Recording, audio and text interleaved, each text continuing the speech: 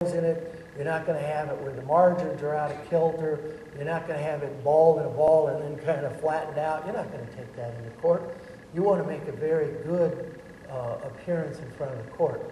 Well, the electronic world is no different. The scans need to be quality.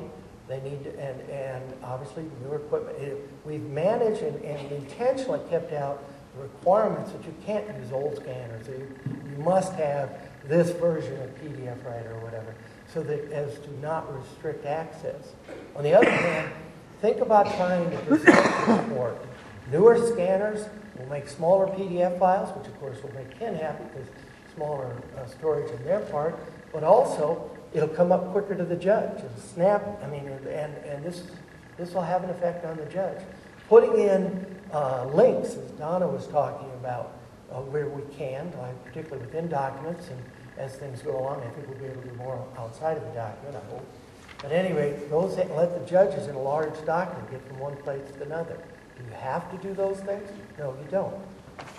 But on the other hand, will it have an effect in your case and how your case is presented to the court? I think it's a big thing, and I think you should consider that. But I don't see it so much as new as a continuation of the old and the pride and the workmanship of Iowa attorneys have done for so many years.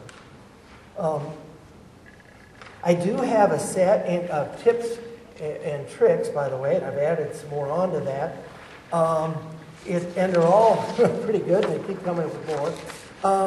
You do want a reliable email. I guess I need to change my slide. Sorry. I think we covered that. Motions to withdraw. So many of these laws are not new. I mean, they've been there forever, but they're going to be more evident in the electronic world. If you're done with a case, you need to withdraw in that case. If you haven't withdrawn, you're still going to be shown on the case. I know in so many areas, in criminal or in dissolution, well, the decree's been filed and I'm done with that case. Well, if you don't file a motion to withdraw, you're not done with that case. You need to file a motion. If an attorney leaves the firm, you need to file a motion of substitution of counsel. But that's not new. It's nothing that hasn't been there before. You want to keep your personal information up to date. When you go into the EDMS system, update your passwords, change your passwords, so on. Keep your addresses current. It's required by law, but it's also an awfully good idea. You want to have email addresses, and they allow for alternate email addresses, and you probably should use those. Mention a secure password, changing passwords. Do not combine motions and proposed orders together. That is something that they're having trouble with. When you go over right now, you have the motion and the proposed order, and you've got them together, and you show the motion to the judge, and so people have been PDFing them all together. Those are two. One needs to be a Word document. One needs to be a PDF. You file the PDF, then you file the Word document. You don't put them together. You don't put multiple motions together. How I look at it in my small, that's not that small, but it's at least not relative to Polk County, it's a smaller county. When I go over and open up an estate, and you've got like a petition, every time you hit it in the machine and you get a thump, those are the documents should be together. If it's got something stapled to it, well then it should be all together in one file. If you've got the order, and then you've got the affidavit of compensation. Those are two different documents. You'd run them through the machine twice. Those need to be two different PDFs. There has been a real intention not to change the substantive law. There's a few minor places where it has. As Donna says, it's been more procedural. But there was something else. I'm sorry. I'm thinking. The file stamps. You know how we leave a little corner for the file stamps? Well, you're actually going to see a file stamp put on your PDF. And they need, I can find my note here, 2 1/4 by 3 inches in the upper right-hand corner of your document you file so that they can put the file stamp on it. Otherwise, it's going to be on top of whatever you've written there. Now, I'd like to give you a quick demonstration with the help of Marcia Fox here. He's going to run the computer for me. Oh, thank you. The system, first, let's talk about systems being down. What happens when the system's down? Well, first of all, let's talk about your system being down. If your system is down, the answer is go somewhere else and have a plan for this. The office computers are all down, whatever, I don't know, things happen. Go home and have an internet connection at home. Have a staff person that has an internet connection at home. Have somewhere, where, what am I going to do with the internet connections down? It's not cogent to just say, well, the office computer's down so I can't file anything. Well, you can file from any computer with a web browser. That's it. You got to have an internet connection and a web browser. So go, use somewhere else. Now, what if the judicial branch's computer is down?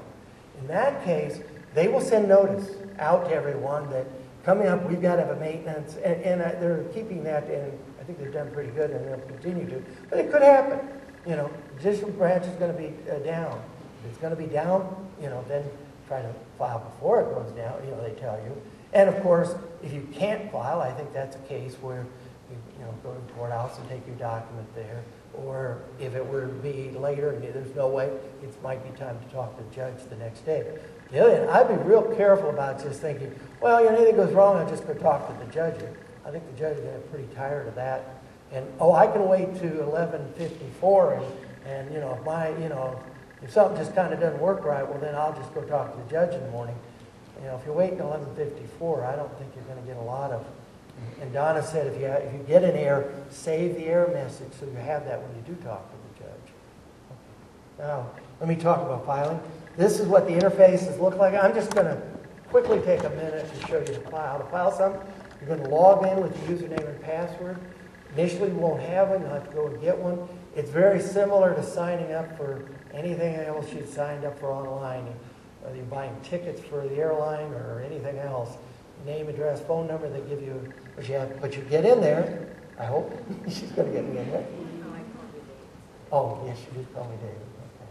You do have to do it correctly. It is sensitive to, like I say, if anyone who has filed anything from Facebook to your bank account on this is not going to be all that. It'll give you this menu. The menu will has a spot where you can select you want to file a document, and she's going to select that. Now on this screen, turn this on this screen, you'll see that you got to put the county and you got to put the case number and the participant's last name. In order to get into a case, and I'm talking about being a lawyer now in Iowa, you need the case number and the last name of one of the parties. And once you do that, but it will show you here what cases you already have. So you won't have to go searching. The case you've already filed something, or maybe you're the one to file it, will be there, and you'll click on that. When you get to the case, which we should hear in a minute or two, you'll be able to take your document. You'll get to this screen. Now notice these drop-down schedules here. They're very interactive, and you're going to see them. Whatever you select on one is going to determine what's on the other one. And you'll see this through the whole system. But you can look at it. This is the cover page.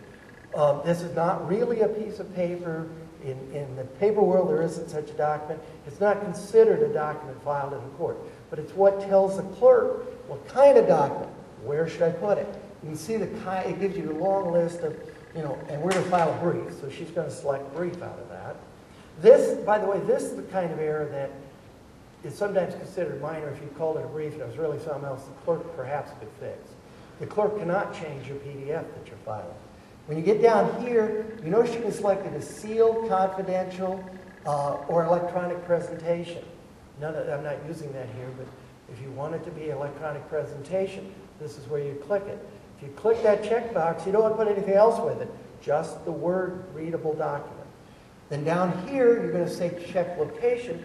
That's going to tell you, look on your computer for where the PDF is that you've created. When you do that, you'll look on your computer and you'll find it. And when you do say that, you'll say, okay, and it's, well, we've got a minute here while it uploads my document. And from here, I want to stop here and show, you notice it says move to draft.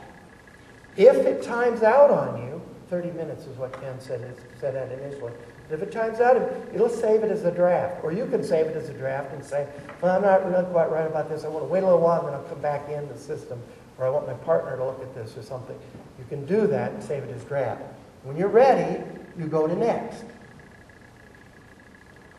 In here, you will see that it asks you, you can put in special filing instructions.